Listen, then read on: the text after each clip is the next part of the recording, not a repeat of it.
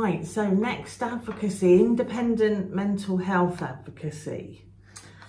Who's entitled to an IMHA? I think. Yeah, we do refer to them as IMHAs. So anyone who is detained under the Mental Health Act is entitled to an IMHA. We also support people in the community who are on community treatment orders or under guardianship. They can be detained under a forensic section, under a civil section, and all the different entitlements are in the resource pack. So I won't list them all now. But basically, if you are detained under the Mental Health Act in a hospital in Somerset, we operate what we call an opt-out service. So everyone who meets the criteria of detention is entitled to see or be introduced to an IMHA, and we are on ward, on all the wards. Every week there'll be an advocate there on each of the NHS wards, and we also work in the 2 private hospitals in Somerset, providing that service there.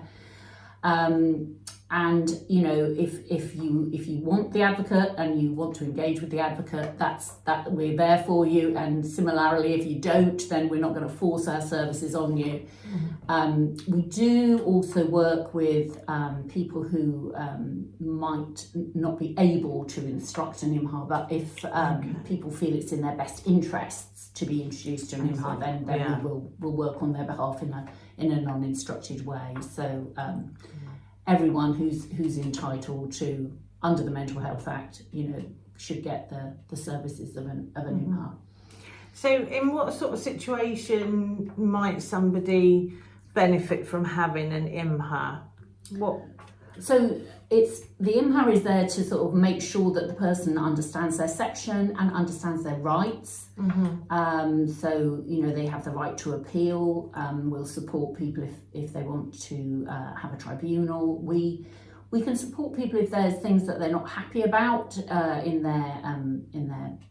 within the hospital sort of the situation that they're in. So we can support people at their ward rounds if that's what they'd like. People that are there for longer periods of time, we support them in any of the meetings that they have.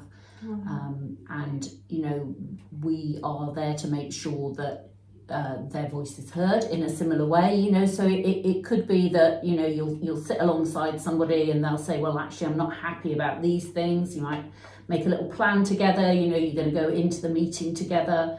The person might say, actually, I can't face the meeting, you know, and you'll say, well, do you want me to go in and I'll raise them? And they might say yes, or they might say, can you send them in an email? You know, we're very much guided by what the person wants in those situations. And have you got like a case example that we might be able to share? Yeah, so we had a young lady who was detained on one of the wards with autism.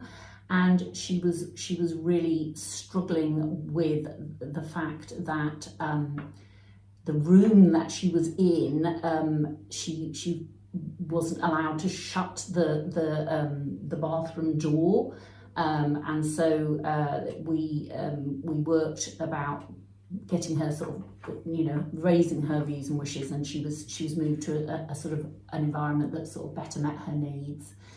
That's good. That's good.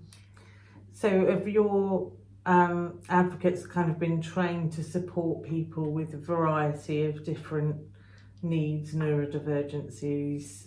Yes. So the advocates, once somebody's been working past their probationary period, they start on a level 4 sitting guilds in advocacy, and that will sort of cover all the sort of key advocacy topics.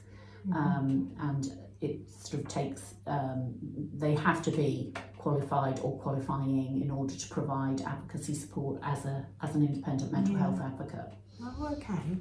And so when we were talking about the IMHAs, and you were mentioning that they're based in all of the hospitals, so to refer into them, people can self-refer. Yeah, I do. You know, they always know, be yeah, introduced. They you know, we're there. We've got posters on ward. You know, people know how to get in touch with us. You know, there are, you know, staff members can refer, as I said, if they feel that the person isn't able to make that referral for themselves. You know, if they're very unwell at the time or whatever, then you know, and they feel that they need to have that safeguard, you know, under the Mental Health Act, then they can refer in on their And behalf. if the staff did want to refer in, would they do that via the website, or would they just catch the advocate on the ward when they're there for the day? They can do either, actually. So they can do either. They can just verbally make, you know, make a referral while we're there, or they can sort of ring in and make a formal referral. Yeah. Great.